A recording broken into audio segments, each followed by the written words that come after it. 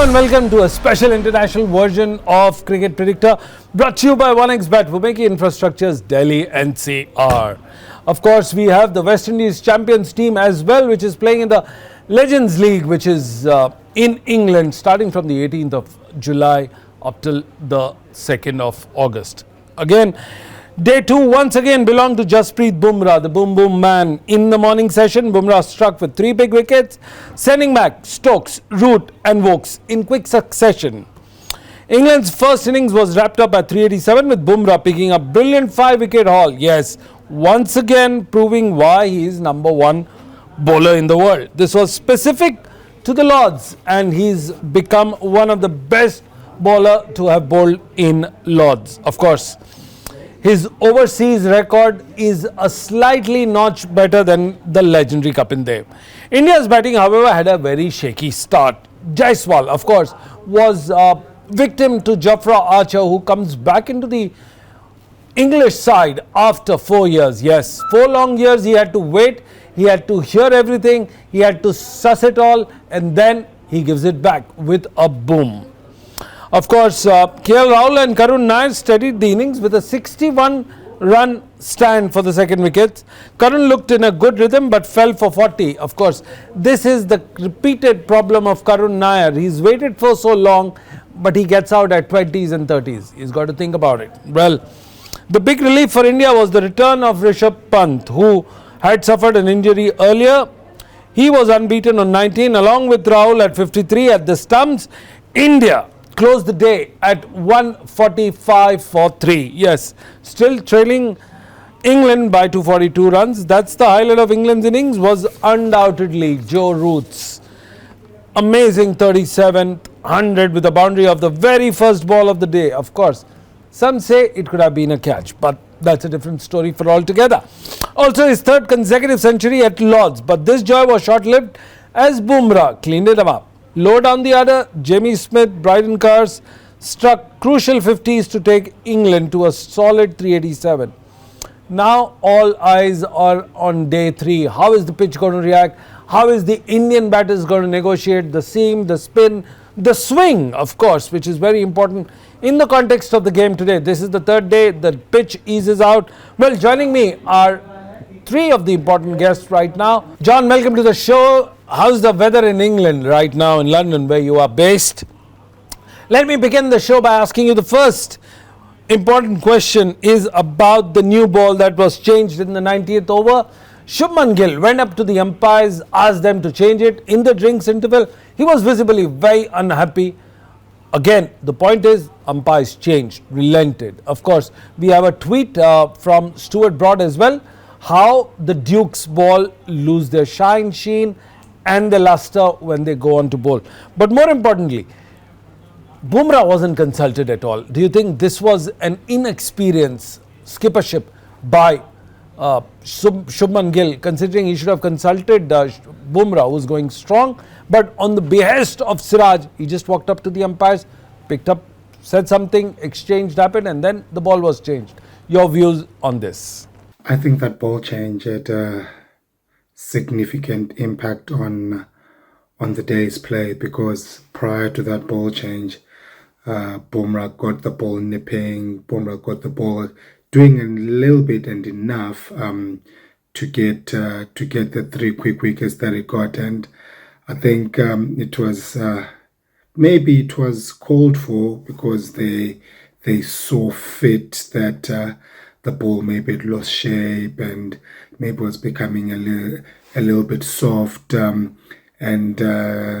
maybe Bumrah not being there was because when he finishes bowling, he goes to find leg or deep square to get a rest. So I think it could have been a spur of the moment thing where they noticed that, and we could say they were meant to consult Bumrah, but then we did not know, and they also did not know that the ball that they chose was gonna react, or was gonna not act as the one that they had before.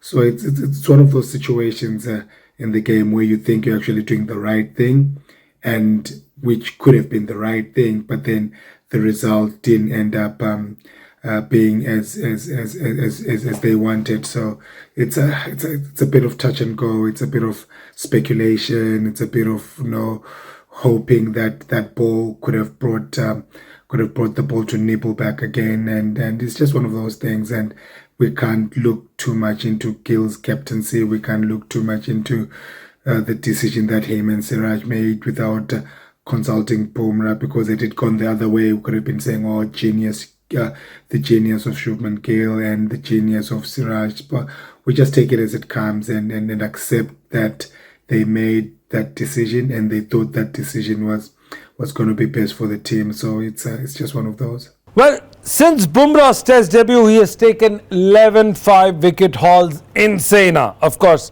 more than Shami, Siraj, Ishant and other combined put together. Does this make him the greatest fast bowler, Indian bowler that he's ever graced and donned the Indian attire? Your views?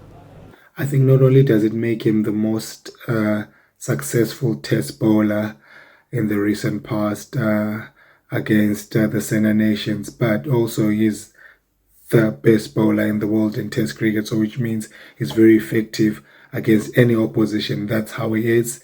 That's how he has been since he started playing. He's an X factor, not only in test cricket, but also in the other two formats, T20 and 50 overs cricket. And he's just one person that you can depend on to strike for you. I mean, take this morning, for example, Joe Root on 100 odd, Ben Stokes searching for form, looking as though he's about to get form, and then he just produces those deliveries and he gets 3 quick wickets.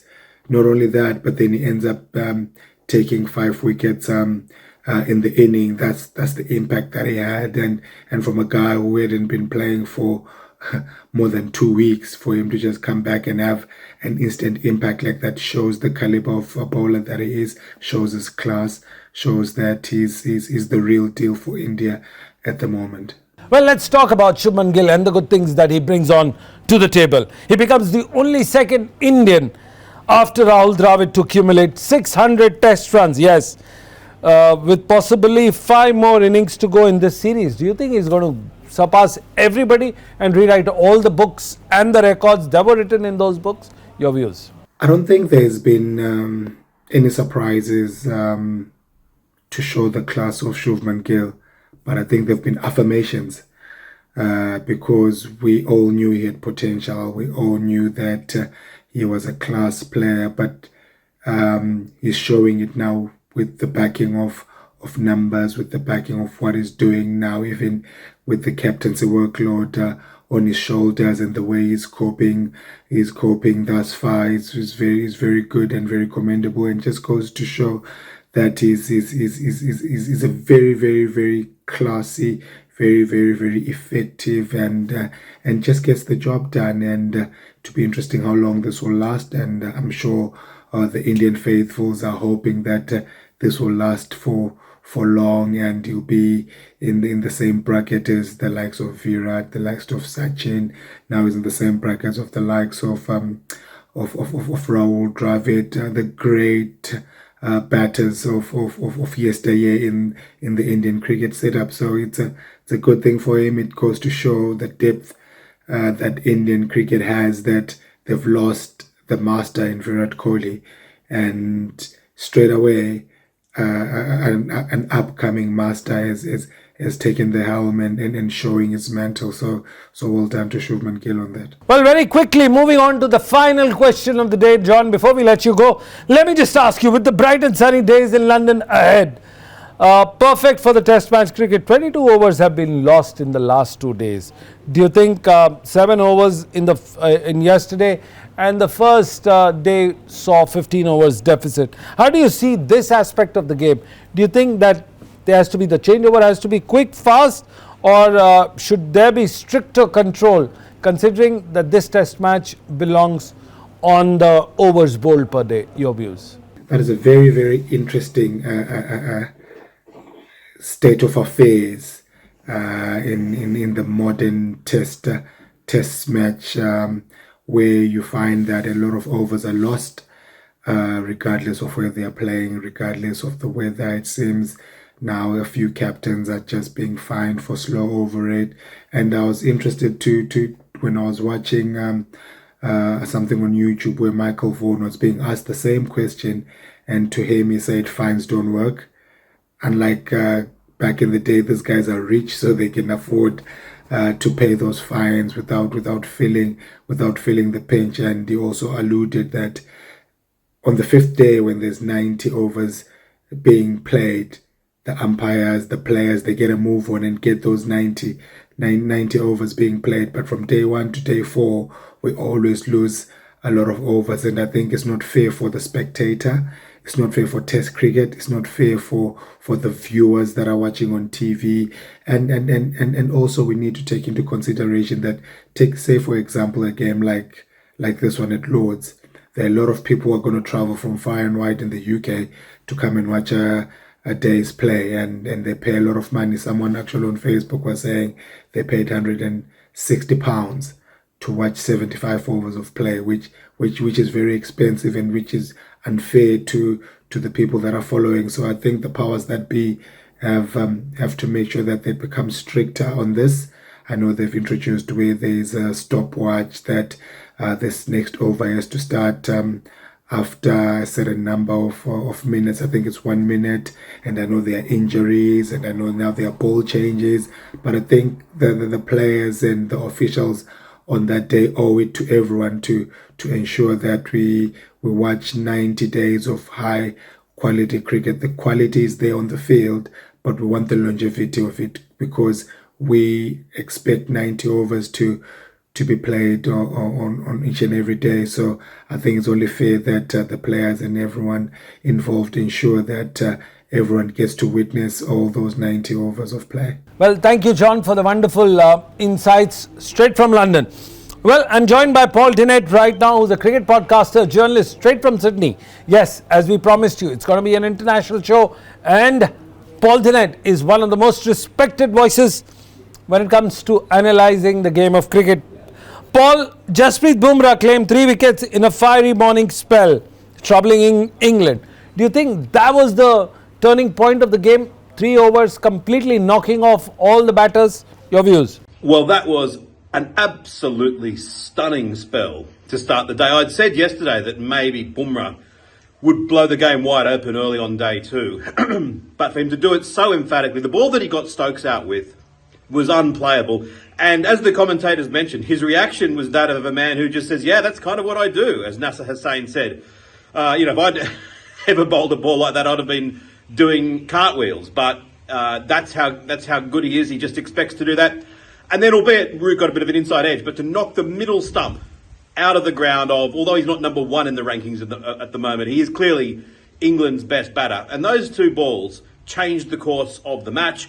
And yeah, Bumrah ultimately up on the honours board at Lord's, which is well deserved. There was a social media post going around after day 1 making the point that seeing Bumrah on a flat pitch puts just how good players like McGrath and Dale Steyn were in context, meaning that they often had to bowl on flat wickets and they didn't only take 1 wicket. And I thought that's not going to age well. And I was proven right. That Bumrah, not every bowl, you're not always going to take 5 wickets every single time you bowl, but Bumrah does it much more regularly than anyone else. And yeah, whether he goes down as the best bowler in history, he's certainly making a very, very strong claim for it. Well, when you discuss about the fast bowling, you have Jofra Archer. Yes, he's playing his first test in over 4 years. Do you think he delivered an explosive performance, dismissing the top Indian batter in the very third and the fourth delivery of his comeback? Your views? Archer's first spell was one of the best things I've seen in Test cricket for a long time. It highlights the difference between sort of intellectually knowing that something could be good to then viscerally really feeling that it is good at the moment. That as soon as Archer was back and just bowling those effortless 90-mile or 145-kilometre-an-hour balls, you just thought, this is what we've been missing. As an Australian, as much as I want Australia to win the Ashes, I really, really want Archer to be down under this next upcoming Australian summer to see what he can do down here. But for this game, the wicket of Jaiswal, it was a joyous moment. Even Indian fans must have felt pretty excited to see Archer back, and the way that he sped across and just I think he picked the first bloke he saw. It was Shoaib Bashir, gave him the biggest bear hug. It was sensational. And then every ball that he bowled, there was that feeling of electricity, of what might happen next, that complete athleticism of being able to send it down at fast speeds with minimal effort and good accuracy. Only picked up the one wicket, but was very economical and hopefully can stay fit and then really factor in this series. KL Rahul anchored India's innings with resilient knocks, stabilizing after the early wicket. Do you think he's come back into his own groove, scoring and steadying the ship? Your views?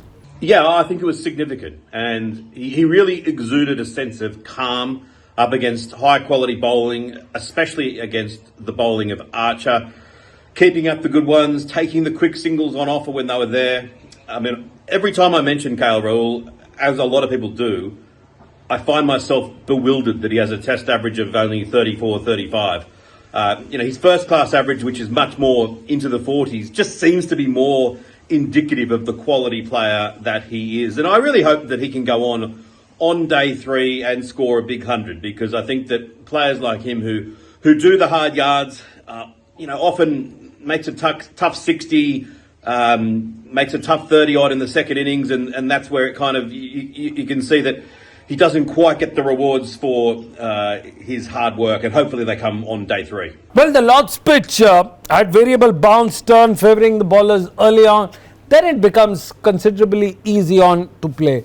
What is your view about this particular game, the way how it has panned out in the last 2 days? Oh, it was just nice to see a bit more bounce and a bit more speed and a bit more carry.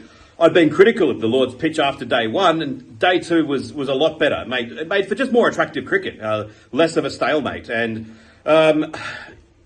there's been some instances of late where pitches keep on looking as though they are going to deteriorate and significantly get worse, and modern day pitches sometimes don't do that. So my instinct is to say first innings runs are going to be absolutely vital, that England are still in a strong position, but that if on day 3, with the pitch still playing pretty well, India can get up to match and hopefully get a bit above England's scorecard from an Indian point of view, then that could be decisive. But that's all predicated on the assumption that the wicket will get worse, and that the variable bounce will continue, and that this hot, or at least hot for London, weather causes the pitch to break up and the spinners to really come into the game at days 4 and 5. That's the traditional viewpoint. Sometimes modern pitches don't sort of follow that script. But yeah, I mean, we always say it, but I think this is going to be a key day. That if India get bowled out quickly on day 3 and England have a strong lead, then I'm pretty confident they're going to go 1 up in the series. If India can bat deep, and if Rishabh Pant, who's out there showing great courage, can play his exquisite, extraordinary way, then who knows? Maybe India are going to go up 2-1 themselves. Right, Paul. Thank you very much. We are now joined by David Brooks. He's the former cricket director of Channel 4 UK. One of the members at the Lords, look at his necktie that he's wearing. He's certainly enjoyed his session today at Lords. But Joe Root, the first question to you, David. Root now holds the record for the most catches. Now, we've discussed batting, bowling, pitches, everything put together. But the catching that done in the first and the second day, he's done a phenomenal job. What do you think of him as a catcher, considering he's written his name in the world records of the highest catches taker in the Test history? Your views? Joe Root is the ultimate team man. I mean, every team would have Joe Root. Any team in world cricket would want him. Not only contributes with the bat, with his exceptional stats, but he's made himself into a slip fielder. You know, he never used to field in the slips when he was captain. But since losing the captaincy, he wants to make himself an important part of the team. So he wants to look for other ways to contribute. So one of the ways in which he can contribute is to be the best slip fielder. And he's really perfected that art. I mean, the catch he took today, yes, the stats would tell you it's a significant catch, but let's just look at that catch. You know, it was a masterpiece, wasn't it? And just his reactions, his reflexes, taking it so low, it was a sensational grab. And that's what you get from Joe Root. You get all-round contribution. He finds any way in which he can contribute. And not like some players, when they lose the captaincy, they go into a bit of a sulk. I'm not naming any names, Sunil. No, Joe Root hasn't he hasn't sulked. He has raised his game. He's contributed. How can I help Ben Stokes? How can I help Ben Stokes? How can I help my team? He's not thinking of his stats as a captain. Some people, when they lose the captaincy, they want the next captain to fail so that they look better when they were captain. Joe Root is not like that. And I'm not, as I say, I'm not naming any names. But Joe Root is the consummate professional. When he lost the captaincy, he got on with his job and he said, how can I make life easier for my new captain? How can I contribute to the team? And with sensational slip fielding like that, that's just one of the ways he does it. He does it with the ball as well, but he did it in the field today. Now, sticking on to Joe Root again, David, let me ask you, Joe Root now has 8 test centuries at Lord's. Yes, the most by any batter. When you look at Graham Gooch and Michael Vaughan, being a part of that particular top 3, he surpassed them all and he's still got some cricket left in him. Does that make Root the undisputed king of the Lords? Yes, king of the Lords is the question that we have to ask him. Is Joe Root that? Oh, I think this is the best Indian bowling attack I've seen over here. Perhaps before the series started, we said, "Oh, what if Bumrah not playing? What then?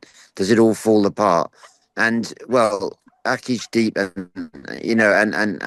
and Siraj answered that. They stepped up and they did it really again. So I think this is a very, very formidable Indian attack. Perhaps pace attack. Perhaps what we're not seeing yet is the best spin and attack they could put out on the field. I mean, I think a lot of English fans are surprised that Kuldeep Yadav has not made an appearance yet. He's got a very good record against England.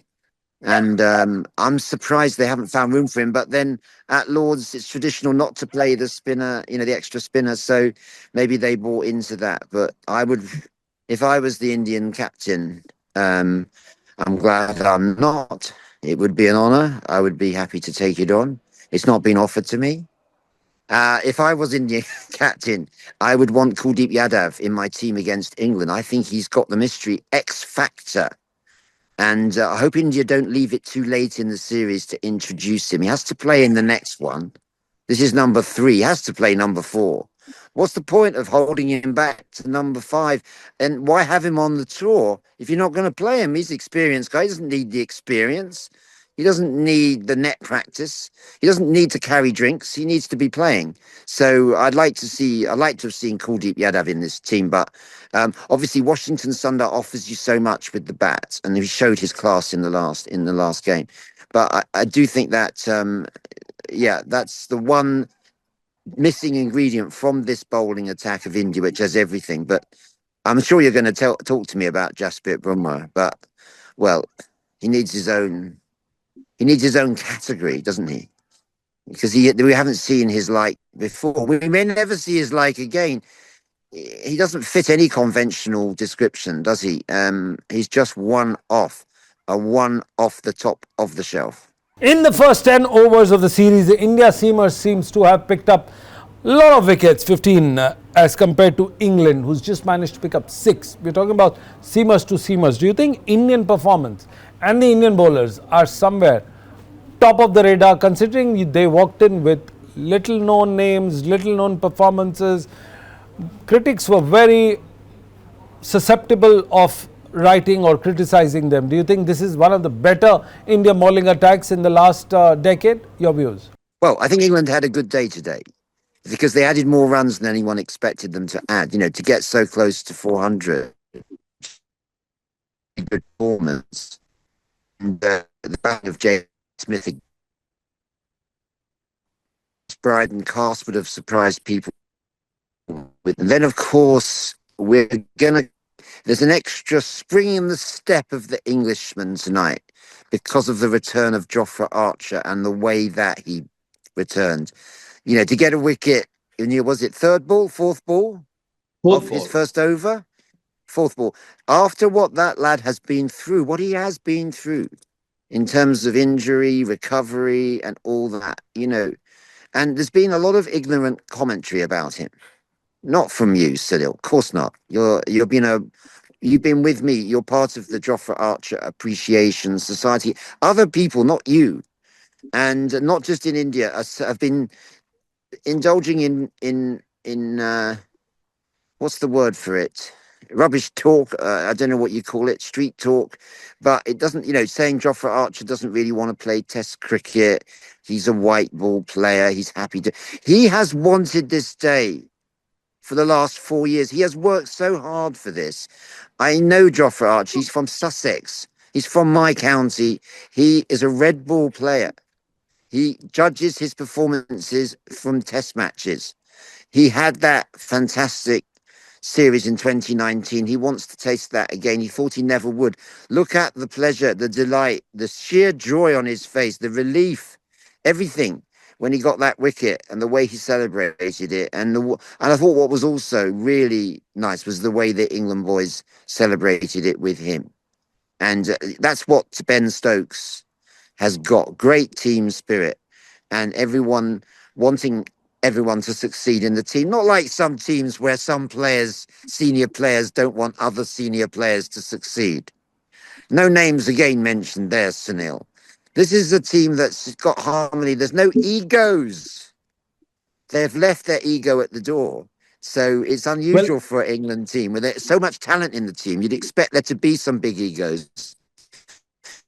At the end of day 2, England trails by 242 runs, 7 wickets in hand. What is your overall assessment? How will they go on in day 3? Your views? Yeah, in terms of day 3, well, this series has really lived up to expectations. We're seeing high quality cricket from both sides. I have to say the captaincy of Gill has been outstanding, and the way he has represented the team in the media, with the press, and his attitude on the field. It's been exemplary. I think that's taken people by surprise. And I tell you, the other thing that's surprised English fans and delighted them is to see the return of Pant in such form, because we know about his car accident. We know how serious that was. We didn't see him in the World Cup. We thought maybe his best, maybe he would never recover. His best form to peel off the stats that he and Gill have been producing in the first part of this series is wonderful. But Gill is back in the pavilion now. That third wicket tilts the game in favour of England. Yes, I do think England are ahead. And I would expect them to push for early wickets. A lot of interest in Jofra Archer's second spell. Yes, he's done it in his first spell. Can he come back and do it again? I think he can. I think he's a lot fitter than people think he is. I think he's worked a lot harder than people realise. I think it matters to him a lot more than people think it does. I think Test cricket is very important to him. He's grown up with that in his family. The West Indies tradition, they like their Test cricket there. He's come up through the ranks. He's played 2 seasons, full seasons at Sussex, and did very well with the ball and indeed with the bat. He hasn't shown that at international level. So I'd say day 3, what a prospect. Saturday at Lord's, it's very special. All the celebs will be there. All your friends in high places, Sunil, will be there. The MPs, the politicians, the film stars, the actors, the tennis players, the glamorous women. It's all there at Lord's. No fancy dress. It's not like Edgbaston, which is like a football crowd. Lord's, you get the real deal. This is where you want to be on a Saturday in the summer in England. So I'm expecting a fantastic day, and the crowd will be looking forward to this. It's great to see these two teams going head to head. I'll put England ahead, and I think England will get a first innings lead here. I'm going to put my head on the block. And, we all know the third innings of a Test match is the most important one. Certainly the Ben Stokes Bazball philosophy, put pressure on the team in the third innings and then chase it down. Didn't work for them in Test number 2, did it? But I'm fancying England to go into the ascendancy tomorrow. Well, there you had it. 3 of the most international names that you could get on any show on the Indian television. This is Sunil Yashkalra signing off on Cricket Predictor from the studios in Sharjah. Don't go anywhere else. We'll be back after a short commercial break.